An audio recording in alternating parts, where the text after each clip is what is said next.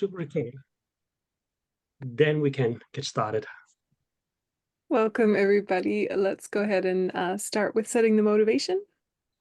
And once we set our motivation, let's just spend a few minutes doing some Tonglen. So we'll do refuge in Bodhichitta, and then we'll do the four immeasurable thoughts. And it's quite common in our tradition to follow the four immeasurable thoughts with a Tonglen meditation. So we'll do that just to get ourselves in the right headspace.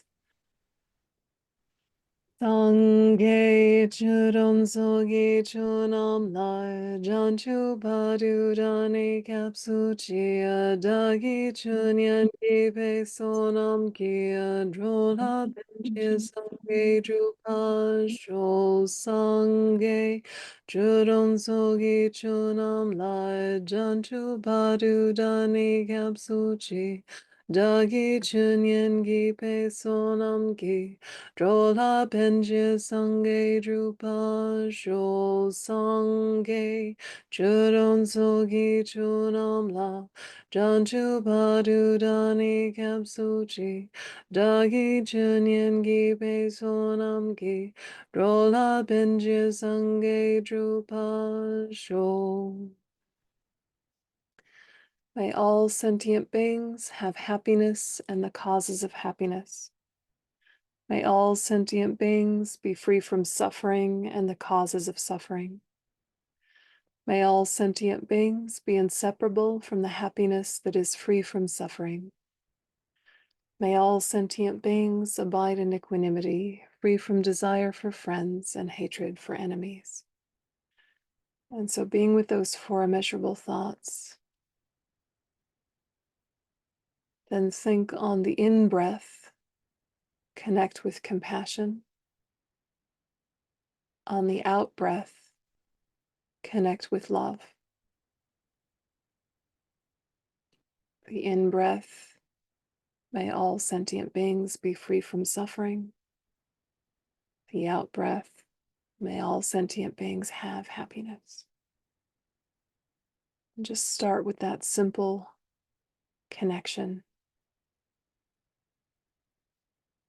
In-breath compassion, out-breath love.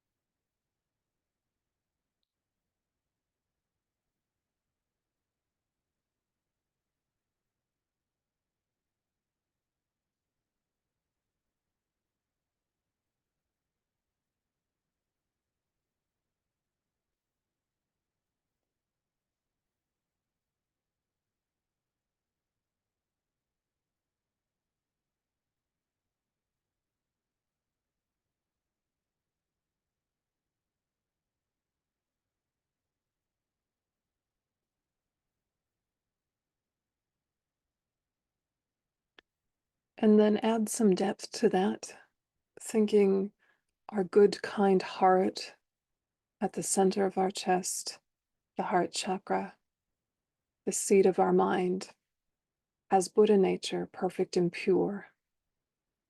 But at this moment, it's falsely shielded, a protection that isn't real, by self-cherishing.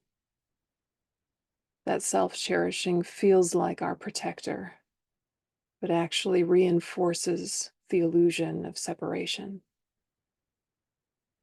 And so imagine now as you breathe in and out that you're actively dissolving that self-cherishing shell.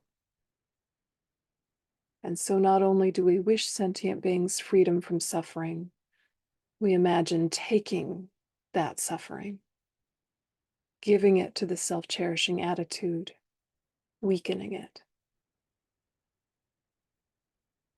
and giving happiness, causes of happiness, not just wishing sentient beings happiness, but giving it to them. Imagining our own roots of virtue, our own resources and qualities, all of our good karma and its results. Give. So on the in-breath, take. The out-breath, give. Each round of breath, weakening the self-cherishing thought, strengthening and expanding the heart.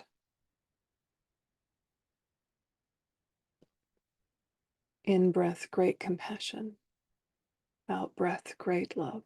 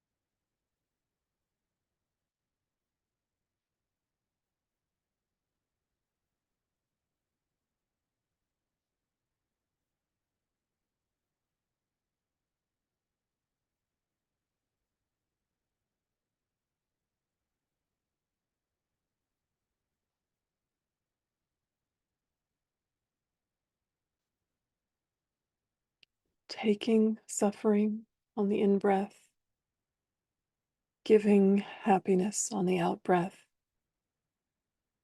Just adopting that attitude.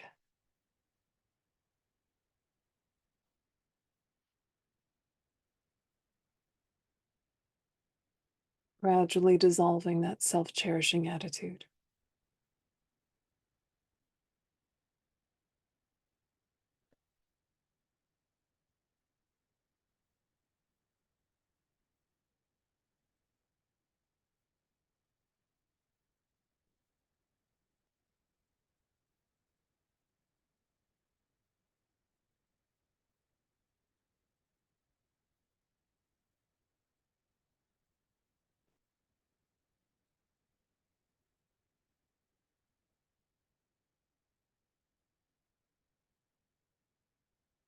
Letting go of aversion, letting go of attachment, strengthening compassion, strengthening love.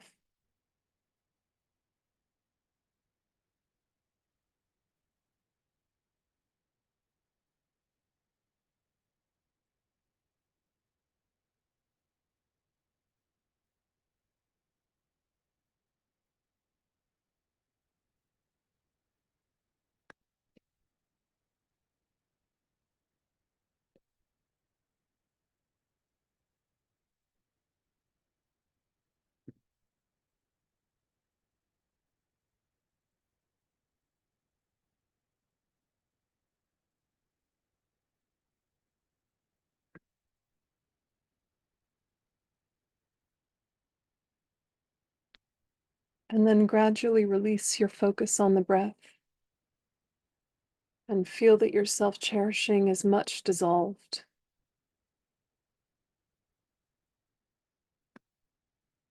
And now adding to those four immeasurable thoughts, the personal responsibility and the understanding of emptiness. And so think all sentient beings who, although self and all appearances are dharma dhatu by nature, have not realized it thus. I shall endow with happiness and the causes of happiness. I shall separate from suffering and the causes of suffering. I shall make inseparable from happiness without suffering. And I shall sit in equanimity, the cause of well-being, free from attachment, aversion, and partiality.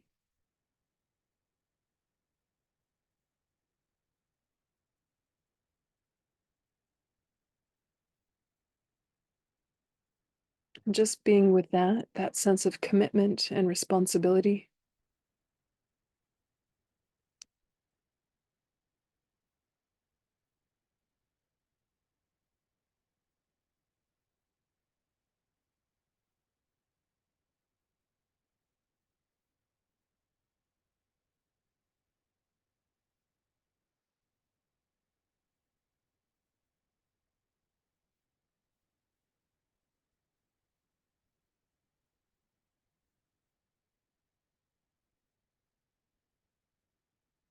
Okay. So there's lots of different versions of Tonglen, the taking and giving meditation, but the essence is always the same, which is dissolve the self-cherishing thought, increase cherishing others into bodhicitta. And so how you approach it is really up to you in terms of the style. But it's good to just kind of keep coming back to how do we practice with the things we've been teaching, and how do we really fundamentally change our attitudes towards self and others. So sometimes self-grasping and self-cherishing are spoken of as if they are equivalent or the same thing, kind of in a shorthand public talk way. Sometimes it sounds like they're the same thing.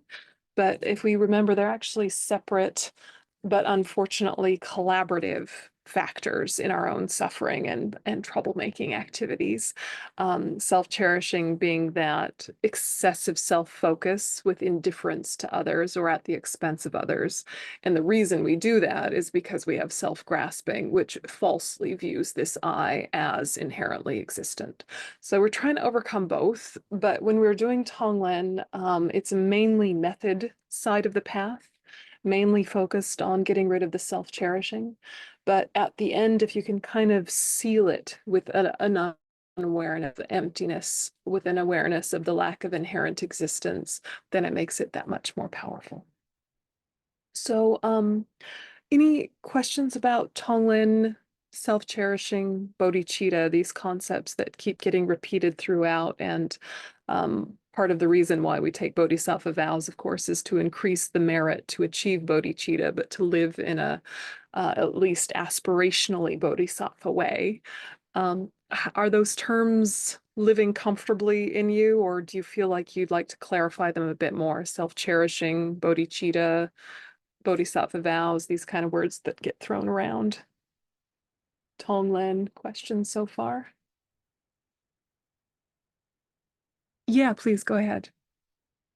Yes, thank you very much for the meditation. So, is it possible to remind us quickly about the self-cherishing attitude and thought, how it manifests exactly, and give more example on what it is? Thank you.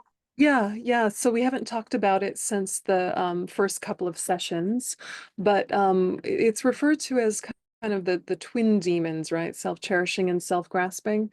So we'll just go back to that section just to keep it clear. It's really important to be clear on. So self-cherishing is that deeply ingrained thought that cherishes the welfare of your own self and makes you oblivious to others' well-being. It's one of the, quote, twin demons that lie within our hearts and serve as the source of all misfortune and downfall.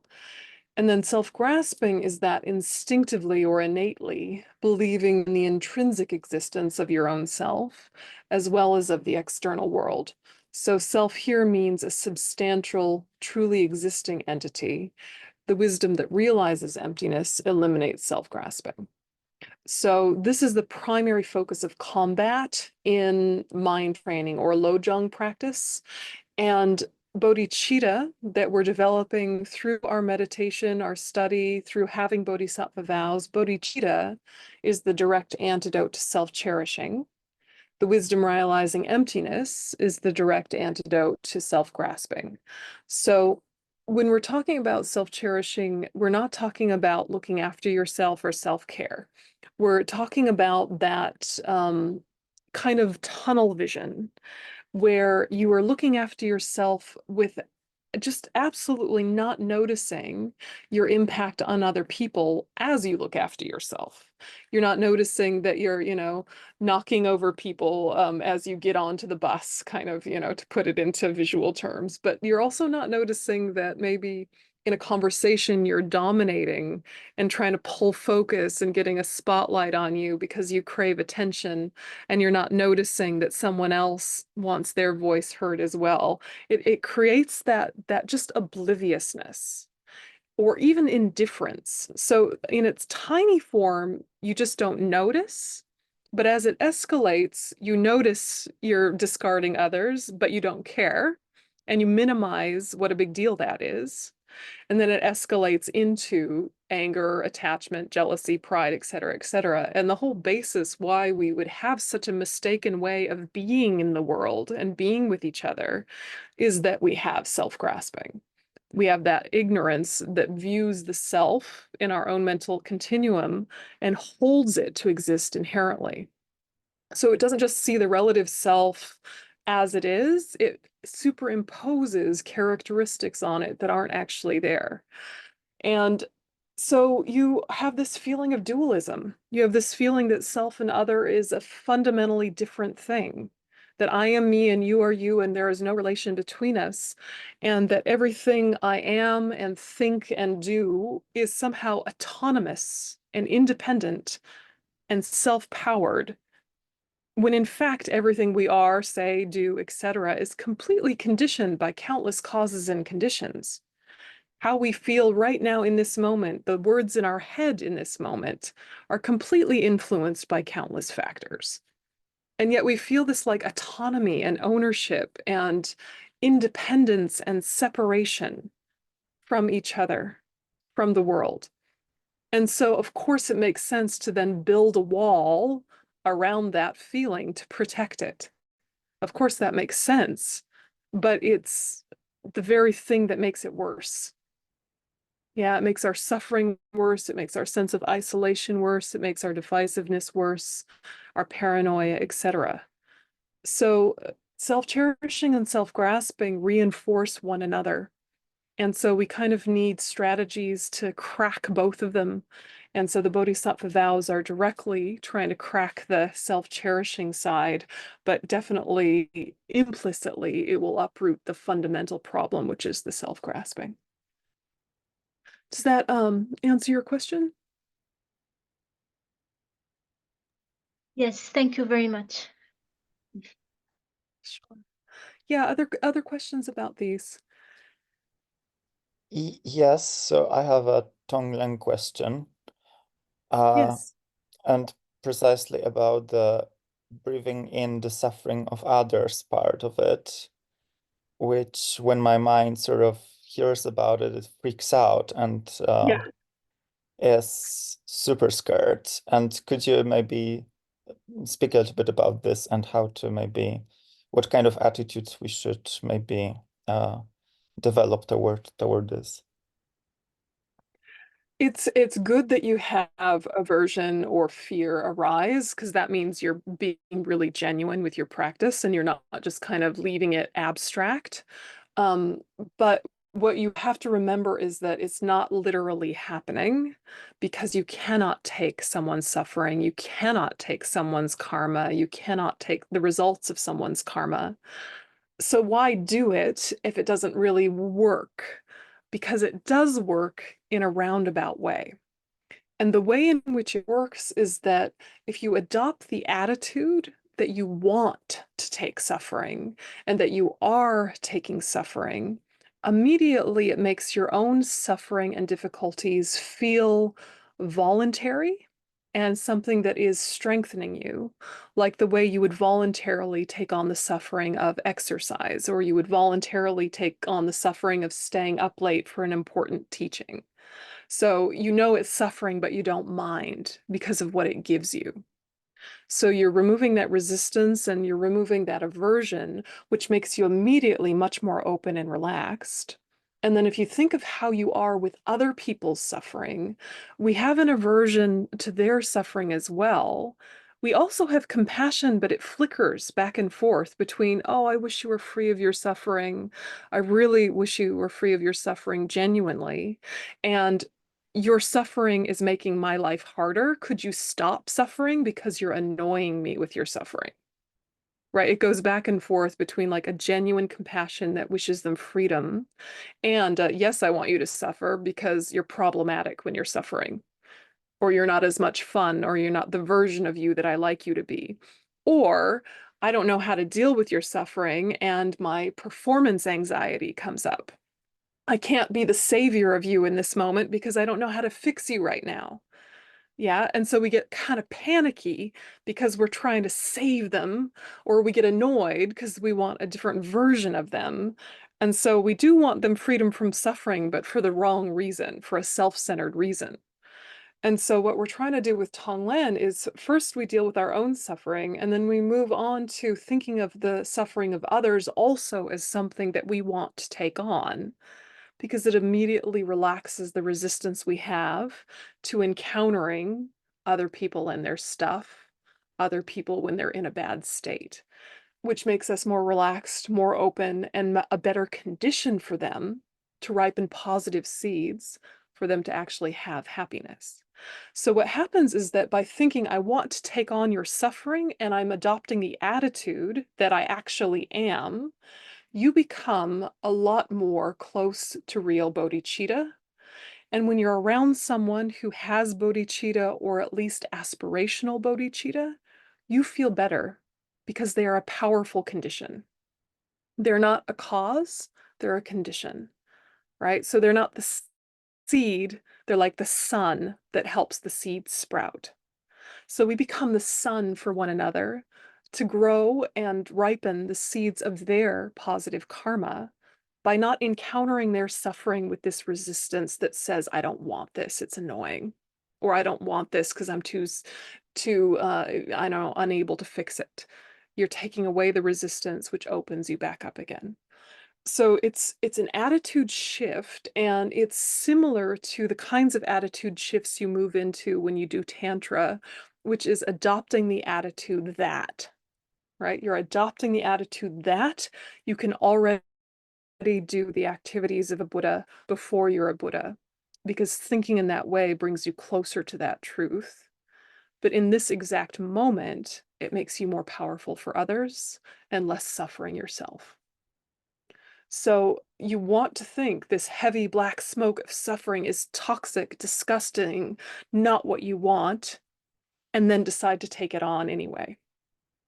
And that your happiness, your resources, your good karma, your roots of virtue, all your qualities are this beautiful golden light that you're attached to and don't want to give up and don't want to share. And you're aware of that, and then send it out. So you don't skip the step of, but I don't want to. You have to feel the I don't want to, because the I don't want to is fed by this very self-cherishing that the meditation antidotes. So if you have a pretense of, oh, sure, everyone take my happiness. Oh, sure, I'll take all your suffering. If you're a little bit too, I don't know, blasé about it, then you probably haven't touched the real trigger. You haven't probably touched the real kind of shell of self-cherishing covering your good heart. So it's good that you have fear, but don't have the fear that you're actually going to suffer more because of this practice. You'll actually suffer less, and you'll be more effective. Does that make sense, or do you have a follow-up question? Yeah, I think that makes more sense now. I think so. What I hear saying is that this is not a sort of messianic practice of like, I will take your suffer in order for you not to suffer, but it's more about like acknowledging the suffering and like sort of staying with the suffering of others instead of like pushing that away. Okay. Yeah, Thank which you. winds up alleviating their suffering, right? Which does actually wind up doing the trick of making their suffering less because you're a better condition. It's not so direct as I am grabbing it out of you and putting it into me. It's not as direct as that. But if you think of like when you're really struggling, like if you're really anxious or you're really depressed or you're really angry and your best friend is with you, your closest person, the person you trust who knows you so well, if they are with you wanting to fix you, they're not necessarily that helpful to you in that moment. Or if they're with you, like wanting to cheer you up in kind of an aggressive way, like, I'll tell you some jokes, I'll give you some snacks. Do you want a beer? Shall we go for a walk? And they're like problem solving, but in a like, really, they don't want you to feel this way because it's annoying. You don't feel soothed by their presence, even though they're your best friend. But if they're just holding the space with you with actual compassion that sees your suffering and sees your potential for freedom from suffering. It's not just empathy that sees the suffering. It's compassion that sees the potential for freedom. And so then if they're sitting together with you of, this is what you're going through and I can hold this space for you, but this is also not all that you are, then you can feel quite soothed by your best friend. The pressure is off. Yeah. And because the pressure is off, you can relax differently. So you're really looking at strategic ways to actually alleviate the suffering of yourself and others. But fundamentally, it starts with the attitude shift, because whether we're aware of it or not, we're all very receptive to each other's energy. And so if you're coming into a moment of everything is just fine and I want it to be just as it is, the tension relaxes. Even if underneath it, you're like, of course, I want everyone to be free of suffering and I want everyone to have happiness. But right now in this moment, everything is okay. And what's more, it's actually useful. Yeah. So Lojong, it just takes some workshopping. It takes some thought. You have to sit with, how does this actually work for me as an individual? And having Bodhisattva vows, or even just studying Bodhisattva vows, can create a lot of the merit, the positive karma, which will help us go deeper with these practices. Because sometimes we intellectually get it just fine, but we can't like drop down into it as often as we'd like because we don't have the merit. So part of having Bodhisattva vows is you're just increasing your merit all the time by having them. And then when you study them, again, more virtue is created. So that's the kind of fuel for realization that we need. Does that make sense? Yeah. So today we're going to finish the root vows, and then the last session we're going to look at the secondary offenses, and we're not going to go through like all of them because there's tons of them. We're gonna chunk them into their sections because they actually each have a theme. So there's 6 themes that go with the secondary vows, and so we can kind of look at them in groups rather than having to go through all like 46 individually. So you can read them and they're quite easy to understand. But if you understand the main headings of each, then it becomes quite clear. So that's what we'll do in the last session. But today we'll go through the 18 root vows, finishing the ones that we haven't done yet.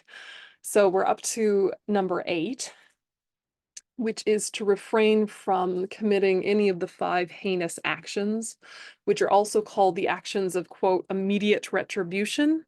And they are to kill your mother, kill your father in arhat, to cause disunity amongst the Sangha, or to wound a Buddha. So these are very, very heavy, and they are called immediate retribution or heinous actions because they are so heavy that basically it's guaranteed that your very next life you'll be reborn in a lower realm, right? Because they're so heavy. And also they can be purified, don't worry, but please don't kill your parents. Okay? It would be better if you didn't. Okay. But what's interesting is that it's actually hard to break this vow because a lot of them don't really apply nowadays. So Geshe Taji Sering from Jamyang Center says, perhaps there is no risk of us committing the 5th one because at present, there are not too many Buddhas around that we can harm. But there are many discussions about the 4th one.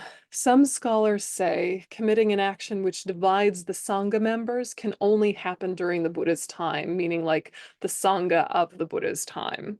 Some texts say that for the crime to be one of immediate retribution, one condition must be that there is the possibility of reconciliation, and that can only be brought about by a living Buddha.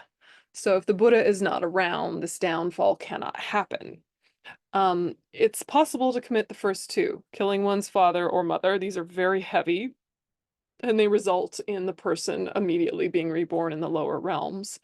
So the idea is that you can't create a schism in the Sangha unless it's the time of the Buddha and the Buddha's Sangha, say some scholars. Other scholars say you can still create a schism in the Sangha if 4 or more members of the Sangha are against 4 or more other members of the Sangha, and you are instrumental in causing that divide. And, what does that mean? It can mean things like happen nowadays in Dharma centers all the time. We can talk about the Sangha in the specific way for fully ordained monastics, or the Arya Sangha, people who have realized emptiness directly, whether they're ordained or lay, or we could talk about the community in general. And this is very difficult because sometimes we have to have hard conversations at Dharma centers. We have to have hard conversations at Dharma centers because people misbehave. And what if there is a difference in opinion about the issue? And this happens all the time, and it's happened a lot recently. And what if the person involved in the disagreement is like the Lama or something? The community splits. It's happened before, it'll happen again. And are you instrumental in causing that divide? Well, if you meant to. If you meant to, if you're perpetuating schism, these are things that aren't maybe technically breaking this vow, but they are really heavy. Because the Sangha community, the lay and the ordained Sangha community, is like a hospital for sentient beings to heal their minds from suffering and the causes of suffering in the deepest way possible. Dharma centers are one of the most precious things in this world. So whatever your Dharma center is that you're affiliated with, or you're affiliated with many of them, I mean, everything you can do to support them, because they really are like this hospital for sentient beings and a storehouse for resources for all of us. And so if you're like a board member or a community member with some authority, and there's a sort of a divisive moment happening, what can you do to create reconciliation? Which doesn't mean avoiding the big topics, which doesn't mean not talking about things, which is often what we do. We're too scared to talk about the big things, but it means not giving up on reconciliation, not giving up on finding peace and common ground, or finding ways to live together if we agree to disagree. So this can really bring up some really interesting inner work for us, even if it's unlikely for us to technically do any of the 5 heinous crimes. How does that one sit with you guys, these kind of ideas? What comes up for you? And everything can be purified, of course, is the proviso, right? Everything can be purified. But who are we in a community? Are we a divisive factor, or are we a harmonizing factor? This is the question to ask yourself right now. Do we gossip in a way that is problematic? Or do we share information because we want to collaborate for a better center? And we need to talk about so-and-so's behavior here or so-and-so's suffering there in order to find solutions or support methods. Okay, fine. But do we just kind of like whine about people that annoy us? It's heavier in Dharma communities because the karmic connection is so loaded and because the work you're all doing together is so important. So really be very conscious of how you speak about your Dharma brothers and sisters. And if it's in a critical way, make sure it's the healthy critical way that's seeking solutions. Yeah. It's important that we really think about our speech with each other, and and to be very careful with gossip, especially if it's around lamas. Like if there's something you've heard a lama has done that seems problematic, it might be very important to bring that to the community or to bring that to your friends so that they don't go on to make a karmic connection with a problematic person. But make sure you do your due diligence and check first. Is it just a rumor, or has there been things that have been really found out for sure? And, just like eyes wide open, but careful, right? Be so careful. When you go on to take tantric vows, there becomes vows about how you speak about your Vajra brothers and sisters. But in the Bodhisattva vows, it's not explicitly like that, but nevertheless, it's a very heavy karma. But similarly, it's very positive karma if you're speaking well about each other and you're creating harmony and you're finding new strategies for the Dharma Center to have health. This is huge positive karma. So that, it goes both ways. Any thoughts about that one? Yeah. I have a question. Now, not harming my mom and dad in this life, but how does it differ from seeing everybody as having been my mother in a past life? I mean, then I could have harmed Yeah. them. Obviously, I haven't killed a person, but still. No, why are they special, mother and father? Because they gave you this body. So the kindness of this life is very significant and very direct. So of course, all sentient beings have been your mother and father countless times. They've been your children, they've been your enemy, they've been your spouse, they've been your food. You know, we've all been everything to all of each other many, many times. But the parents of this life gave you this form aggregate. And this form is one of the best basis for achieving enlightenment. A human rebirth is the best way to achieve enlightenment, besides, you know, various pure lands. So the kindness of them giving you this body means it's particularly significant if you harm them. Yeah, that's the reason why. Yeah, Brenda, go ahead. Yeah, my parents are both dead, so this doesn't come up for me at all. But I live in Spain, and euthanasia is legal here, and it worries me, particularly because I'm helping as a translator for a woman who is coming very well. She's very ill, and I know that she is very much in favor of having euthanasia.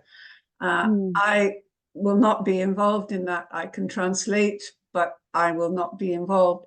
But I worry about her daughter, who is very supportive of the whole idea of euthanasia.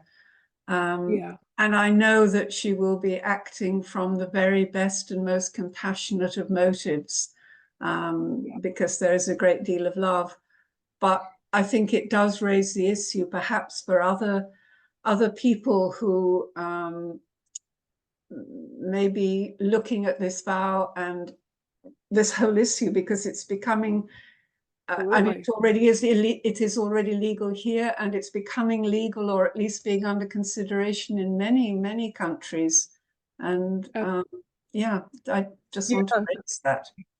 No, it's huge. I mean, it's a conversation I've had with my own parents, because my parents are not Buddhist at all. And my mother in particular thinks, what is the point in suffering if I'm going to die in a few months anyway? Why not just, you know, end it now? And you can see the logic and you can see the reasoning, and it's their body and they should be able to have autonomy over the decisions of their own body. But I'm their daughter and I'll have the power of attorney and I'll be the one that gets to decide. So I've had to tell them, I'm not going to kill you. I'm a Buddhist nun. I have vows not to kill. I have Bodhisattva vows. I have tantric vows. I got vows up the wazoo. I've got a whole worldview. I'm not going to do it. Sorry. I will absolutely take care of you. I will absolutely make sure you have pain relief medicine. I will make sure you have all of the things that you want, but I'm not going to be killing you. I'm sorry. So if that is important to you, you need to find another way. But know that I'm not going to be instrumental in that. But that's not to say that if you want me to pull the plug, I won't pull the plug. That's different, right? So removing things that artificially keep people alive is not the same thing as adding something that makes them die quicker, right? So pulling the plug is not the same thing as injecting them with morphine, right? So you know, so it's okay to like remove the things that artificially keep them alive. That's okay. Yeah. And that can be a time where everybody's very organized and can do a lot of beautiful practice together and really fulfill that person's wishes in a really beautiful way. And then it plays out the way their karma plays out. And, you know, that's okay. But from a Buddhist perspective, we never do anything that intentionally kills another being, right? We don't believe in killing ants. So of course, we're not going to believe in killing human beings. The issue is our worldview, right? Like, the reason why people believe in euthanasia is they believe it ends suffering, and that's understandable. We want to end suffering. It's just that we don't think euthanasia will end the suffering. It will just end the suffering of that body in that moment, and they haven't finished that karma yet. So in their future life, they will still have that suffering, right? So we haven't really saved them from anything, but what we have done is given ourselves killing karma, which will result in either a shortened life or sickness or all sorts of things, and perhaps some difficulty in that relationship going forward, possibly. So karma's too complex for us to make a call like that. Occasionally there's a case where ending someone's life is the right thing to do, but you need clairvoyance to know that. So unless you have clairvoyance It's better to just do what you can to buffer their pain symptoms and do nothing that directly kills them, from our perspective. So it's like you just hold very authentically your own belief system without imposing it on others. I mean, the same is true of abortion, right? We don't believe in abortion, but if someone wants one, that is their business. And we have absolute compassion for them. And we know that that is not an easy decision to make. And we know that no one makes those decisions lightly, or if they do, they come to regret it later. Like, it's a huge decision, and it's not our decision to make, right? It's the person who has to deal with the karma and the consequence in this life. So we just hold everyone in compassion. And if they want our advice, we give it to them. But if they don't want our advice, we keep our mouths shut and we just love them. Because imposing our belief system is not a good idea. It's not going to work, right? Like, unless they're open to it, it just creates dissonance in the relationship. Yeah. So go in guns blazing and be like, I'll save you from your karma, because it won't work. And then you'll just harm the relationship. You know what I mean? So skillful means, so hold with integrity your own beliefs, but never impose them on others. I mean, that's the source of so many wars in the world, right? It's just differing beliefs and then like trying to impose them on each other. And it's like, just let people be. Everyone has Buddha nature. Everyone has made countless mistakes over countless lives. Everything is purifiable. Everyone will become enlightened eventually. We'll do the best we can to be positive conditions for each other and let go. So you're detached, but you're not disengaged. It's not like you don't care. You're just not like, trying to puncture through something unless they've invited it. Yeah. So these aren't easy questions, but these are the questions to ask ourselves for sure, because, if you're someone whose parents are still alive, these are decisions you might have to make. And so better you tell everybody ahead of time, here are the kind of decisions I'm willing to make. Here are the kind for you. Here are the kind of decisions I'm not willing to make for you. And absolutely whatever you want to do with your own body and life, I will love you forever. And you will never lose my love, whatever choices you make. Like that. Yeah. Yeah, simple, but not simple when you're actually in amongst it in your daily life of it. But, it's a good question for all of us to sit with.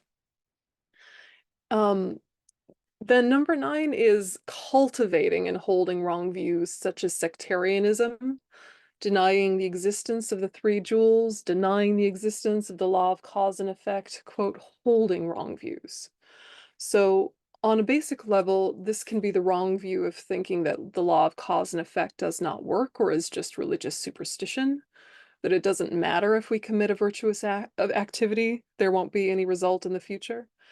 If we believe that whatever we experience at this stage merely happens accidentally with no connection between these experiences and what we did in the past, this is a very basic wrong view, but it's quite a heavy one. And then there's subtler ones and more subtler ones and more subtler ones. But what this all boils down to is doubt is okay. But active disbelief in core tenets of Buddhism, why are you a Buddhist? So doubt is fine. Please have doubt, question, ask. But the core tenets, like positive actions lead to happiness, negative actions lead to suffering, if you don't believe in that, it undermines the ethical discipline of non-harmfulness. How you think karma plays out, that's a long conversation that will go your whole life and lifetimes, and how exactly does karma work and the specifics of all of it. So question, doubt, have conversations, but if you're like actively disbelieving, kind of like, why are you in this tradition anyway? It's weird. But the reason that we believe so strongly in karma has all sorts of logic to it, and yet it's still an extremely hidden phenomena. Right? Patience, love, compassion, you can prove why those are a good idea to yourself today. Karma is more subtle than emptiness. So it's not like you have to force yourself to have like this 100% conviction if you're not feeling it, because it is extremely hidden phenomena. What the vow is about is not cultivating active disbelief, denial. Does that Make sense? Yeah. Yeah, it undermines everything else. So basically, the whole premise is you need to maintain enough of the core tenets to sustain your ethical discipline of non-harmfulness so that you don't hurt yourself and others. And lots of things about Buddhism, by all means, take with a grain of salt. But the core tenets that relate to ethics particularly, be very careful in the way that you doubt that it doesn't have that afflicted quality.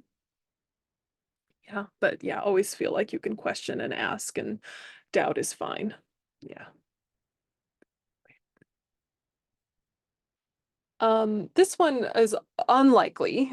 Destroying any town or country, such as by fire, bombs, pollution, black magic, and so forth. This includes destroying any place that is inhabited by others.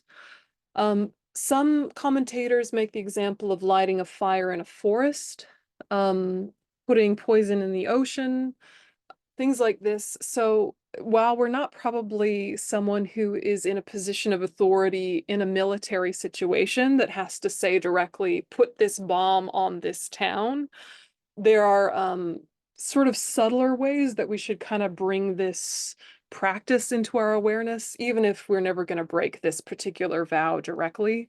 Just kind of thinking about the ripple effect of our actions, like the toxic chemicals we put into the ocean, like the pollution that we create, like if you're going to bug bomb your house, you know, things like that.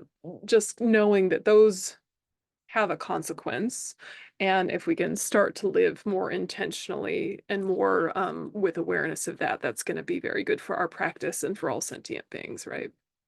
So probably no one is going to bomb a village, but you might bomb your house for termites. So, you know, it's not the same thing, but it's on the continuum of the same thing. Yeah. Yeah, so if you've bombed your house, well, purify it. Right? And do medicine Buddha mantras and really pray for all of the beings who passed. May they take a positive rebirth. Like, don't get swamped by guilt and shame and get your practice stagnant if you've made mistakes in your life. Just going forward, think, I want to be more intentional about what I put into the earth, what I put into the ocean, what I do to the things I have responsibility for. I just need to be gradually improving, you know. Assume that we've all been horrible dictators that have, you know, raped and pillaged and destroyed and salted the earth. Imagine, I mean, just assume that you've done every horrible thing, and that you've also been amazing and wonderful and at the peak of existence and a magic meditator able to levitate, that you've been a philanthropist and you've been generous to countless beings and saved the hungry. You've done everything, and you've probably been like a fly like a million times, like our fly lives. How many times have we been a fly? Goodness knows. So like, don't get too worked up about like the things that you've done, but still take responsibility for the things that you've done. And moving forward, we want to like start getting closer to our potential, right? Yeah, so don't bring any kind of like heaviness, bring kind of happy ambition. Yeah, of going forward, things will be different. Gently, gently, I'm moving towards my potential. And all of my mistakes made sense at the time. Of course, I had afflictions, I had suffering. Anyway, moving on. Right? Yeah. So don't let these things land too heavily, but also don't take it for granted that just because you're a nice person that you aren't doing negative karma all the time. We are, right? That line. Yeah. Okay. Teaching voidness or emptiness to those who are untrained or not ready to understand it. This could be harmful due to causing fear and causing one to abandon bodhicitta. And then jumping to 15, which is of a similar topic, proclaiming false realizations of voidness. Although you've not understood emptiness, teaching others, if you meditate on this, you will be like me and you will understand emptiness directly. This cheats others through pretension. If the other person believes you and you have realized emptiness, it's a transgression. Okay, so the teachings on emptiness are one of the central philosophies in Buddhism. So why are these vows of how not to teach emptiness important? Yeah. why are these vows about how not to teach emptiness important? Okay. So I think for this, let's just take a minute and really sit with what is our understanding of emptiness and what is the way in which we've sort of applied that understanding in our relationships to others, whether in a specific teaching setting or just in a conversation. And let's just take a minute. Let's take 2 minutes, and you can either journal or just think, but really sit with this question down here.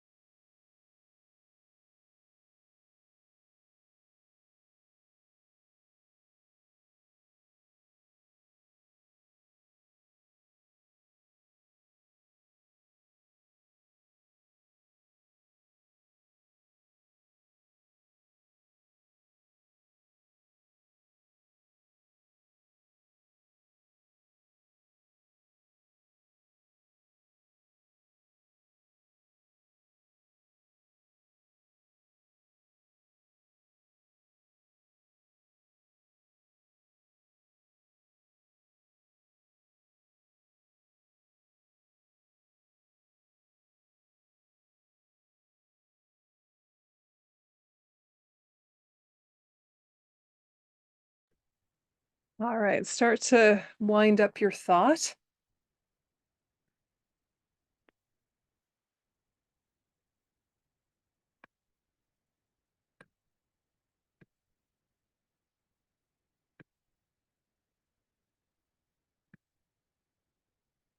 Okay, does anyone feel comfortable sharing why are these vows here, how not to teach emptiness?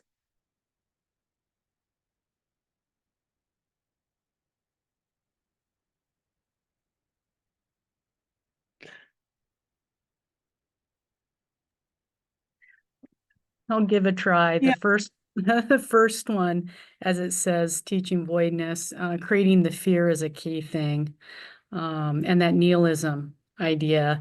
And then people possibly thinking, well, if nothing exists, why should I help anybody? So then that goes into the bodhicitta.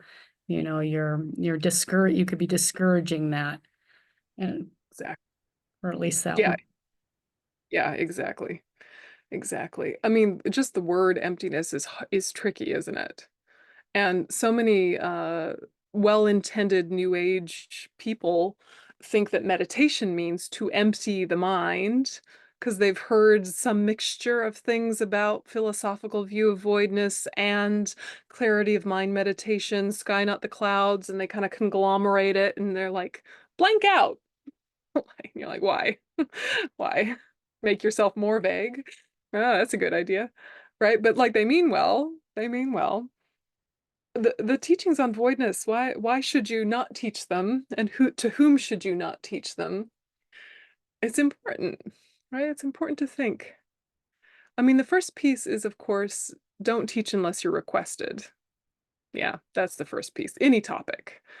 Unless someone is asking you or is in a general open conversation with you about the spiritual path, right? Generally speaking, keep your cards close to your chest. Right? Generally speaking, keep your beliefs to yourself unless people want to hear them. Live them, embody them. See if people ask you questions about them or are asking questions about life in general and your Buddhist understanding can play in. But like, we do not want to be missionaries. We do not want to proselytize. And we also just don't want to be like obnoxious friends who are always giving unsolicited advice, right? Like, there's that. But in terms of the content of voidness, I mean, it's just as Tara was saying, right? It can lead to fear, it can lead to giving up bodhicitta, and you never know what people's ability to understand is going to be, or your ability to communicate is going to be. And to explain emptiness to someone and for them to get it in a way that's going in the right direction is a little delicate. Because sometimes some very smart, deep thinking people who have looked at the Greek philosophers just fine take a weird wrong turn with this topic. Yeah, and they think, oh, Buddhists believe in nothingness. They believe in nihilism. Oh, and then they, think, oh, you poor thing, you have no beliefs, or you poor thing, you're kind of going to go into some really scary place. Or they believe that, and then they start adopting it themselves. It gets really problematic. So when we're teaching emptiness or when we're talking about emptiness, when it's with people that you don't know what their background is, don't use those words. Don't talk about the absence of inherent existence. Talk about the fact of dependent arising, right? If it's a time to talk about it, still err on the side of safety and talk about the way in which things are interdependent, the way things influence one another, the way things come about through countless causes and conditions. Basically, the way things arise, not the reasons why they don't arise alone. Because the absence stuff, the other thing that can happen is that people become hedonistic as the result of this teaching. They think, oh, nothing exists, therefore nothing matters, therefore it doesn't matter what I do. Up is down and down is up and good is bad and bad is good, and I can just be a hedonistic jerk and hurt my friends and family, and what does it matter anyway? Not everything is empty. They completely misunderstand. Right? So our understanding of emptiness is something that we want to actively cultivate. We need to actively cultivate particularly the prasangika view, the madhyamaka prasangika view, the middle way consequence view of emptiness, which is that everything is empty of inherent existence, because it dependently arises. Right? So the reason why things are empty is because they're dependent. What they are empty of is independence. Right. And I think that you all know this by this point, but to kind of get it sharp and clear and really, really forefront in your mind, it's so important because we get out of samsara, right? And our bodhicitta means we want to get out of samsara and go on to become a Buddha for all sentient beings, but we have to get out of samsara before we can be a Buddha. How do you get out of samsara? You have to realize emptiness and then repeat and repeat and repeat and repeat, right? So really getting clear on that is so important, but speaking about it is a delicate matter. The other side is making it sound as if you get it too much. You might have a pretty good philosophical view, right? You might be a good Dharma student that has a good basic understanding, but if you're making it sound as if you have realized it directly, that is dangerous. Why is that dangerous? To make it sound as if you've realized it, as opposed to just kind of understood the basics of it. What's the danger if people believe you? It's related to the lay vow of lying, right? The lay vow that you can take when you take refuge of not to lie. General lies transgress the vow, but to break it at the root, you have to tell the great lie, right? To break that vow at the root, the great lie is saying that you've realized emptiness when you haven't, or saying you're enlightened when you're not. A great lie, right? It's super, super heavy.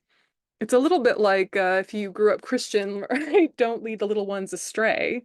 If people believe you that you're an amazing practitioner and you're not, and they look up to you and they follow you, you're going to lead them down a wrong path.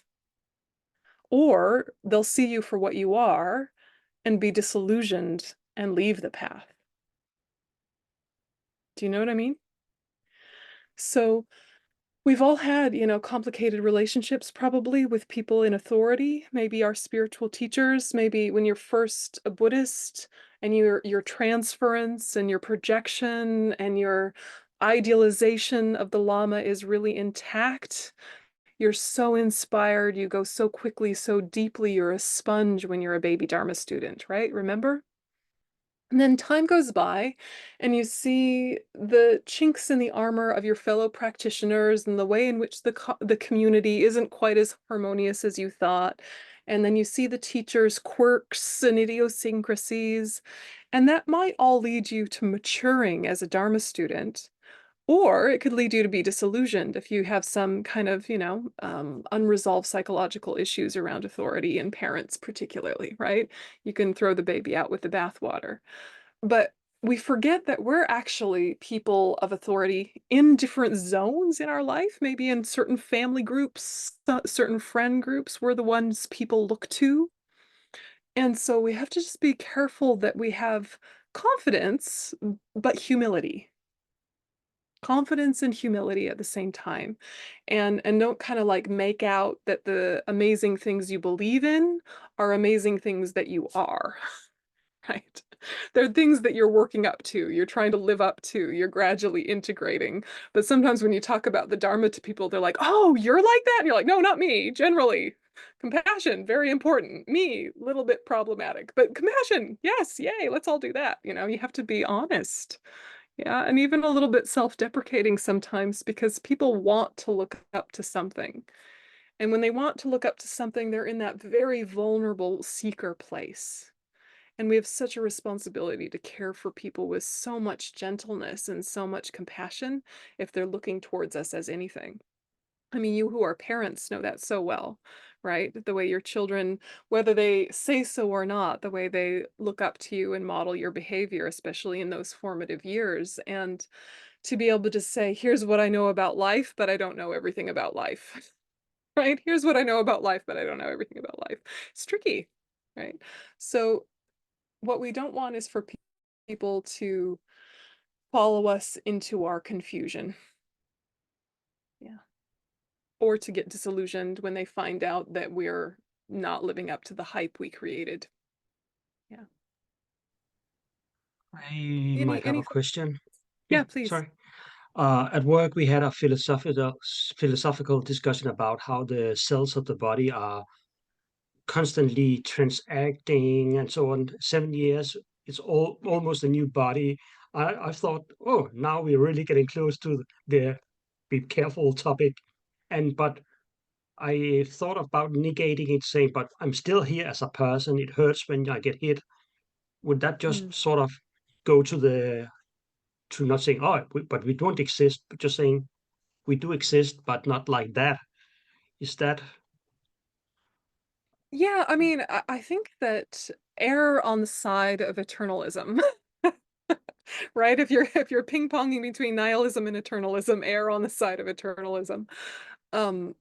There is a self that exists, right? Philosophically, our view still believes there is a self that exists. What is the self that exists? That which is merely labeled on the collection of parts. Yeah, that which is merely labeled on the aggregates. Any more than that is an exaggeration, but there is that self, right?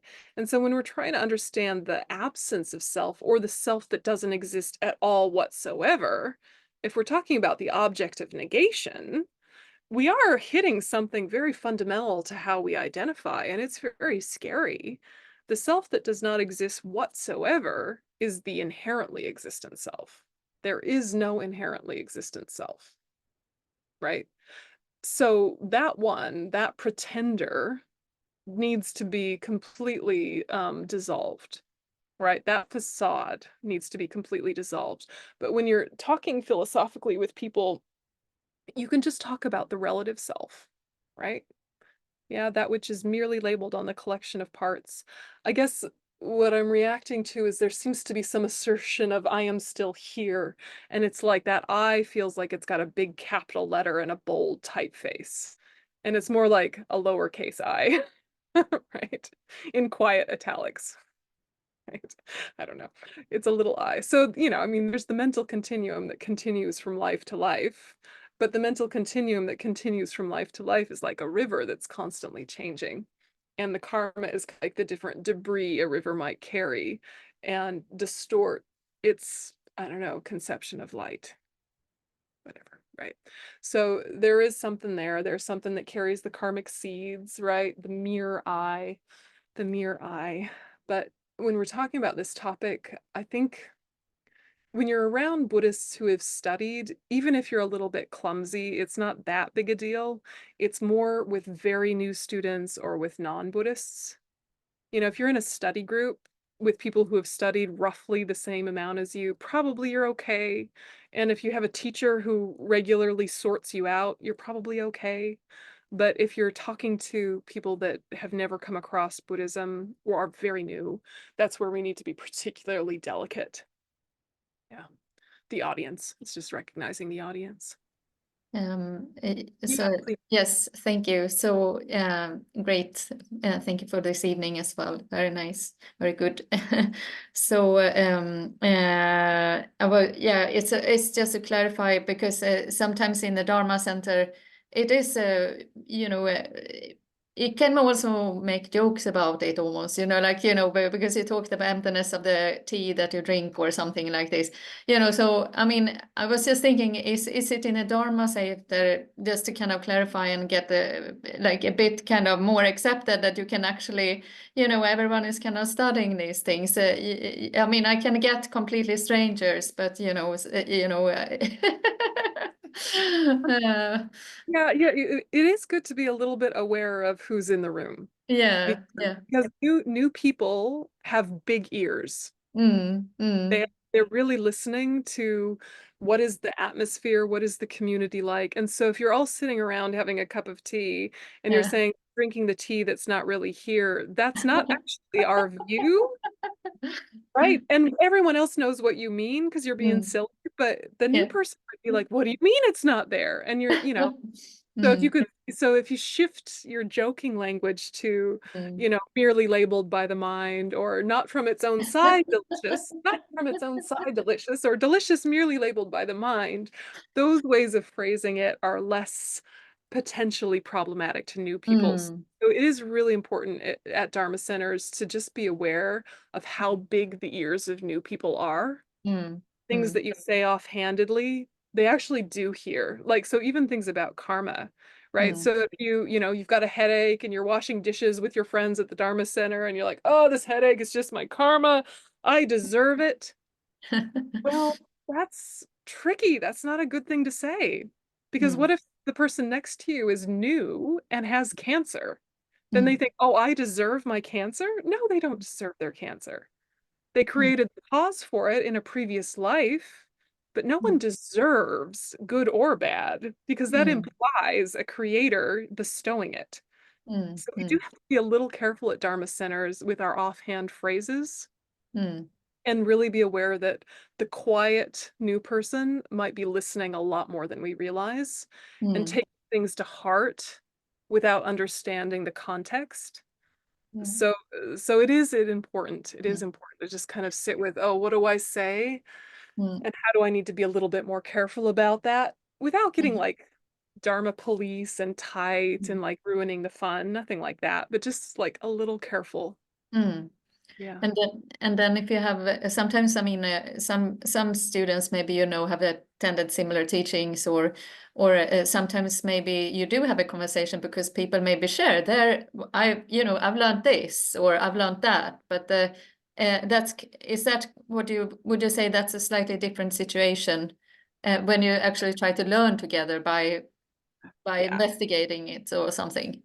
Yeah. When you're with peers, it's less dangerous, especially if you're peers who have a teacher who is regularly that you can double check things with. You know, it's this difficult thing of you want to have confidence of what you understand, and when you're talking with your Dharma friends, share it freely. But if it's something that has a behavioral impact in people's daily life, or something to do with their identity, just be careful that you don't speak so definitively that everyone goes, oh, they're the one that knows everything. Oh, yeah. And usually, you know, to make a very broad generalization, women are less likely to do this than men. So you're probably fine.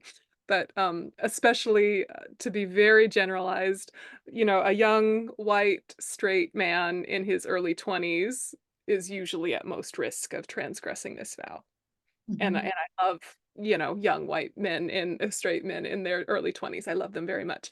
But they often come to some understanding. They haven't really gotten into details. They've read a lot of things, and then they propound it with great confidence.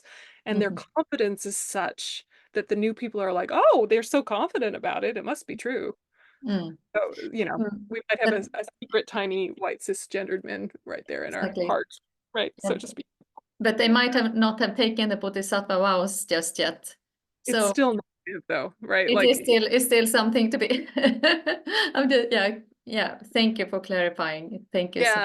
So yes, let's talk about karma. It's very good. Yeah. Lars in the message. Yes. Once we're all grown up, we're usually a little bit better, but so number 12, because we did 11 and 15, turning someone away from attaining enlightenment and encouraging to work merely for his own liberation. For example, if someone is training in bodhicitta, saying to that person, if you practice this, you will never attain enlightenment. Wouldn't it be better to train in the Hinayana, the foundational vehicle? At least you'll be free from samsara. So what you're wanting to do is just be very careful that you don't ruin someone's momentum. If they're working for enlightenment, help them work for enlightenment. Even if you think they've bitten off more than they can chew, even if they're going a little bit gung-ho, there's ways of helping them pace themselves, which don't make them lose the highest aspiration. Yeah, so helping people pace themselves is good, but kind of interrupting their full aspiration for Buddhahood, that's something that we really don't want to do. We don't want to encourage others to abandon their pratamoksha or individual liberation vows. For example, if someone is abiding by their vows saying, what is the use of that? Would it not be better to train in bodhicitta, whereby your non-virtues of body, speech, and mind will automatically subside? If that person abandons his or her pratamoksha vows, you've created a transgression. Saying that the pratamoksha vows are not necessary for Mahayana practice is wrong. They're the best working basis for Tantra. So pratamoksha vows, vows of individual liberation, this is the refuge lay vows, and this is all of the monastic vows.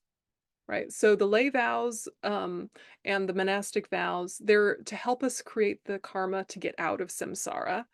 And then both lay people and monks and nuns layer on bodhisattva vows and tantric vows. So you need the foundation of the pratamoksha vows, which are a lot more direct and specific about behaviors of body and speech. Then the Bodhisattva vows, we are already noticing they're a little bit more about speech and mind, but some behaviors. And then the Tantric vows are much more about mentalities and some speech and physical behaviors. So they get subtler, they get more nuanced, but they're all variations on a theme. And what can happen is that because someone is a little bit rebellious or a little bit, I don't know, free spirit, but not in the best way, an arrogant free spirit, they might say, what's the point in having vows? You just need a good heart. Yes? You've never heard this? Yeah?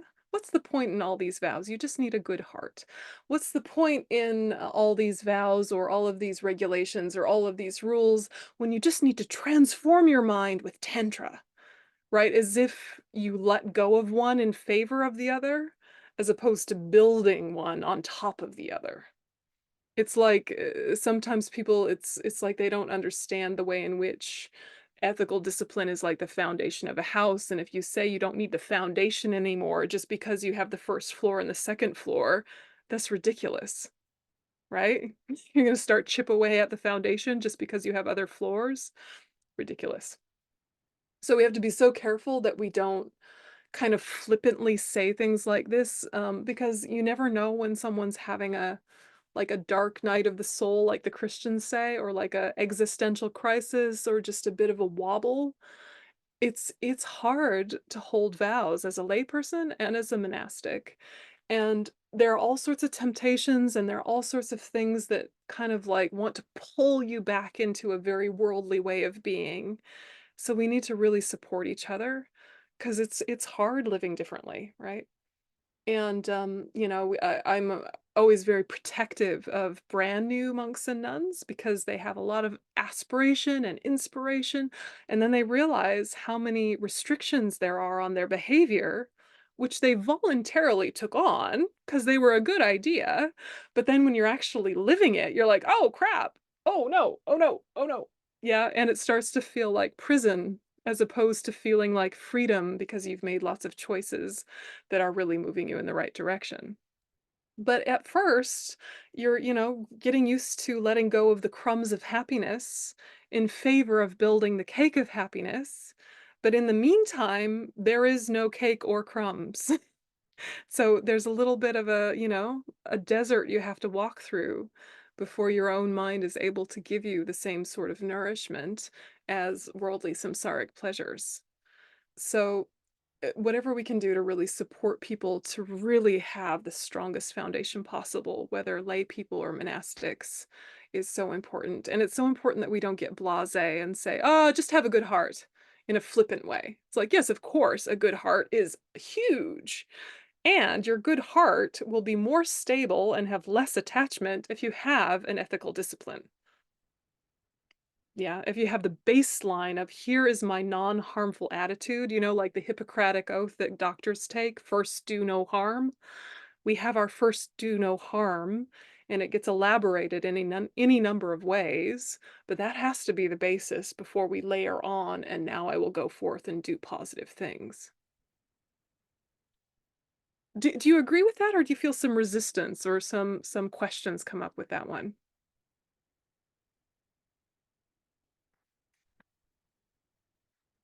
Number 13.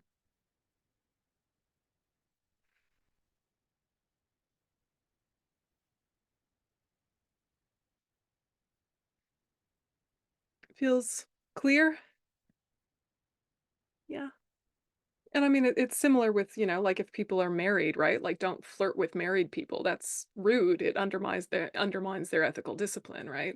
So if people have made positive promises, even if they aren't your positive promises, help them, support them, or at least don't undermine it, right? So, you know, you just kind of sit with it, and it might be that you're having a tiny cringe because there's been moments in the past when you've been a bit flippant about these things, and that's human and normal. And now moving forward, let's really support each other when we're trying to do hard things that are for the greater good, you know? Yeah. Okay. And so then 14 is causing others to hold incorrect views that you might hold regarding the Hinayana or the foundational vehicle teachings, saying such that by practicing the Hinayana, one can never give up attachment or be released from suffering and delusions. If the other people believes you, it's a transgression. So all of these are a little bit of how do you view the foundational vehicle? The foundational vehicle, the so-called, quote, Hinayana or lower vehicle, which we try not to say as much nowadays because it's a little bit pejorative, but the Theravadan tradition, the Pali tradition, the foundational vehicle, those teachings are essential for strengthening our ethics. And without strong ethics, it's also really hard to have good concentration. So that correlation might not be obvious, right? The relationship between ethics and concentration. But if you think about what distracts you are things usually related to attachment, anger, and ignorance, which move you into unethical behaviors, right? So the temptations of the delusions are what kind of disturb your focus when you're meditating. And so the more you can get your ethics and your vows and your foundational vehicle practices really stable, the easier your concentration is going to be.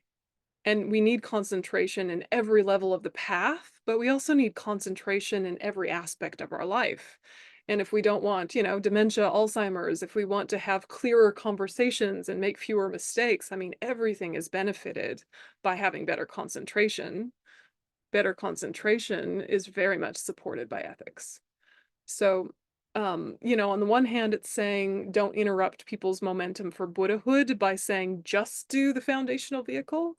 But on the other hand, it's also saying, but don't forget the foundational vehicle is essential. Yeah.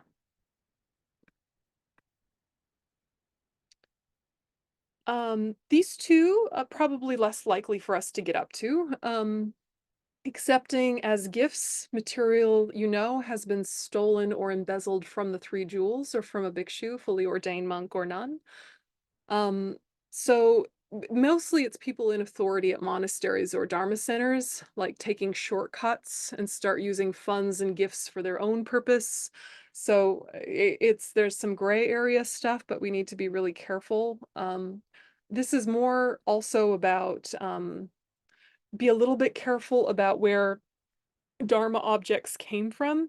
So if you're traveling in India or Nepal and there's someone selling statues, make sure that the person selling the statues was in charge of the statues, right? That they didn't steal those statues, or that they're antiques from a monastery, or they went like pillaging and now they're reselling them. Be a little bit careful because that can happen quite easily. And of course, Tibet has been horribly ravaged, and then those objects make their way to India and Nepal, and Westerners buy them and might not have any idea that they actually came from a monastery.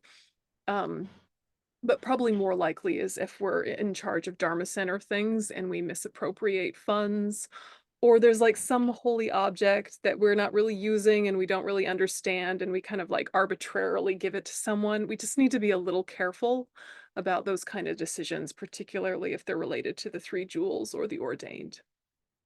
Yeah, John, go ahead. A quick question. So I found some stuff on Etsy, and I'm really curious if Etsy is a good source. Probably not, though, because I don't know how you would tell. Anyways, just wondering that. Sorry. Thanks. Yeah, and you can't really speak to Etsy because it's many individual sellers. So you'd have to look at the individual seller and ask them questions about their sourcing. So there's some good ones and some bad ones, like eBay, like Amazon, like everybody who's got a platform where many individuals sell under their heading. So you just have to follow up on the individual seller. But a lot of them are fine. And then taking material from someone who is meditating on calm abiding and giving it to someone who merely recites texts. An action may cause the meditator to abandon his or her practice. So the Tibetan term for this has the sense of making bad rules. Bad in terms of stopping opportunities for other people to have Dharma teachings or harming them in some way. It doesn't have to be a large organization. It can also apply to a share house where we live with others. Like if someone's name is on the lease, has the power and starts to abuse it. So this is basically just be careful with power. The way that this often plays out is that the people who are forefront get support and the people who are background don't. Right. And so we just want to be kind of like even about how we support practitioners. So if you're in a community that has lots of monks and nuns, sometimes only the teacher monks and nuns get support from the community, and the ones who are in retreat don't. But the ones who are in retreat are also actively working for sentient beings. They're creating an atmosphere of peace. They're going deep. So many things are benefited in this world by retreaters, but they're just quietly in the background. So if your Dharma center has, 5 monks and nuns, and you give an offering to just one, if they're your teacher, that's kind of fine. But if you're just, because it's like I don't know, you're a bit too much about they're the famous one or the one who's forefront, but there are 4 other ones who are quietly getting the job done. It's better to kind of like distribute it evenly.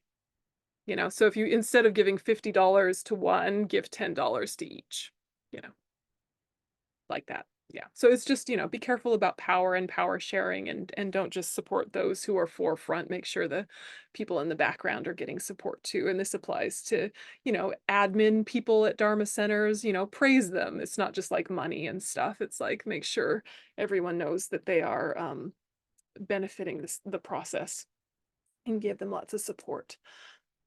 So the last one of the root vows is one of the big ones, and it's number 18. So I'm just pulling it up. Hang on one sec. Where did it go?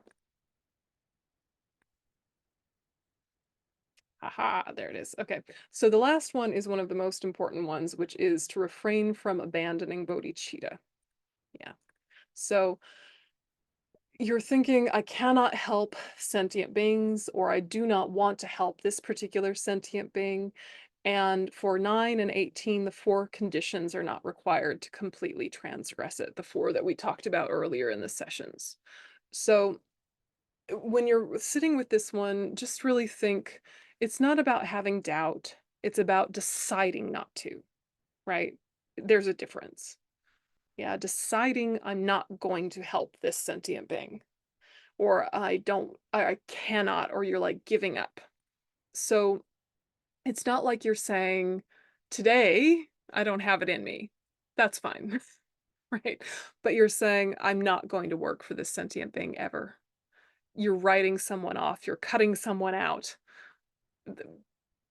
You have to leave the door open for everyone if you're working on the Bodhisattva path. Even if in your mind you're like, in this life, I don't know that I can be of any more benefit. In this life, I don't know how much I can actually support them, but in my heart, I am never giving up on them. So it's not, it's not like you can't have boundaries. It's not like you can't say some people, it's not healthy for us to be in each other's lives right now. But from your heart, you're still keeping the door open. And it's really hard if there's people in your life who have really hurt you or really hurt those that you love or hurt the vulnerable. It's a really hard thing, but it's not asking you to condone behaviors. It's not asking you to accept afflictions. You're saying, this sentient being, I will continue to work for their welfare. Part of working for their welfare is developing my own skills so that I'm better able to address those bad behaviors, etc. Right? So it's a big one, that last one. So we'll go ahead and just dedicate, and next week we'll look into the secondary vows, those headings particularly, and some more practice advice. But if any hanging questions have been coming up, make sure to make a mental note so that we can talk about them at the top of the last session.